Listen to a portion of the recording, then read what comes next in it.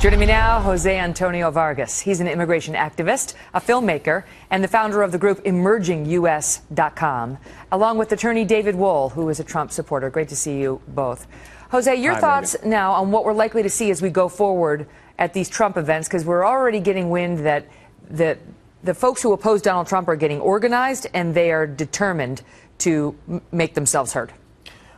Well, look, I mean, if Donald Trump is using free speech to promote racism, sexism, violence, right, in the rhetoric that he's been using for months on the campaign trail, a lot of these organizers are exercising their free speech and their right to assemble and organize. Okay. That's what they're doing. So let me ask you this before I go to absolutely, totally. You don't like speech? That's the bedrock of the First Amendment. Answer to speech you don't like is not less speech, it's more speech. So what do you make of the protests we saw in Chicago where they shut down the speech? Donald Trump could not speak. Those who wanted to hear him could not hear him.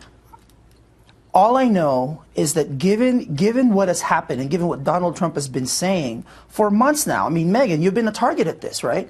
Of this. Like, what does Donald Trump expect? That he's just going to say all of these things and people are not going to react? Well, reaction is one thing, but shutting down the speaker is another.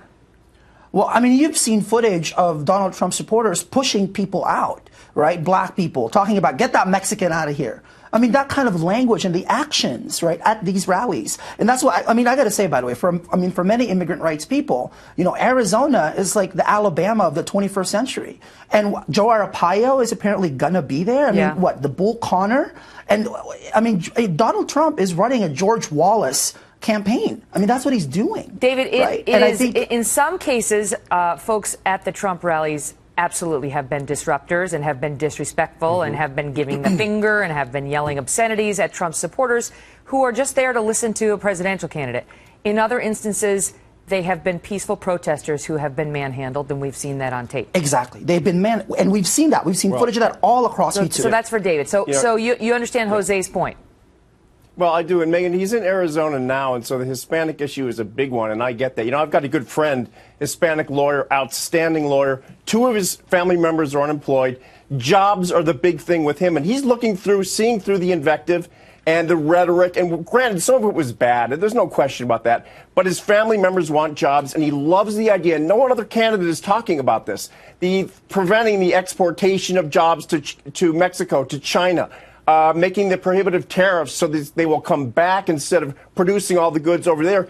His family wants jobs. Mexicans, Hispanics are some of the hardest working people on the planet. They hate social welfare. And he really loves Trump. And I'm telling you, Megan, the support is much bigger than you might think.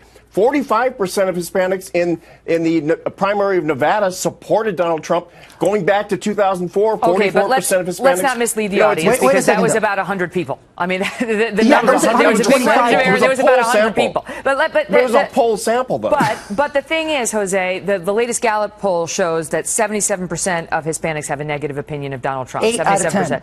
But speak to David's message, which is, okay, so maybe they have a negative opinion because they heard the comments about Hispanics being rapists and murderers, and some he said are very nice people when he announced his candidacy. However, I've heard people say, yeah, I know what he was trying to do there. I haven't heard him say a bunch of racist or anti-immigrant or anti-Hispanic things other than he wants to shore up the border and have a country. And I think he's a job creator.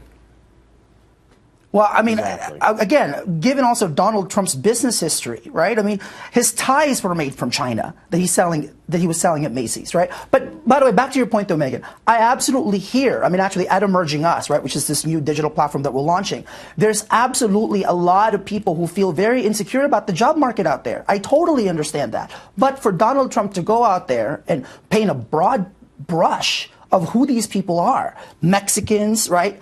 Muslims, what he has said. I mean, so many black people have gotten kicked out of his rallies.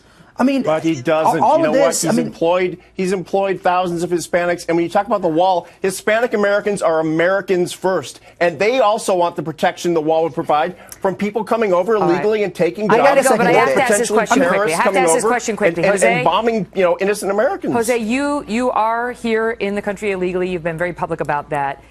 And I'm not from Mexico. Do you worry? Do your friends who are here illegally, who you also know, do you worry about what is going to happen to you under a Trump presidency?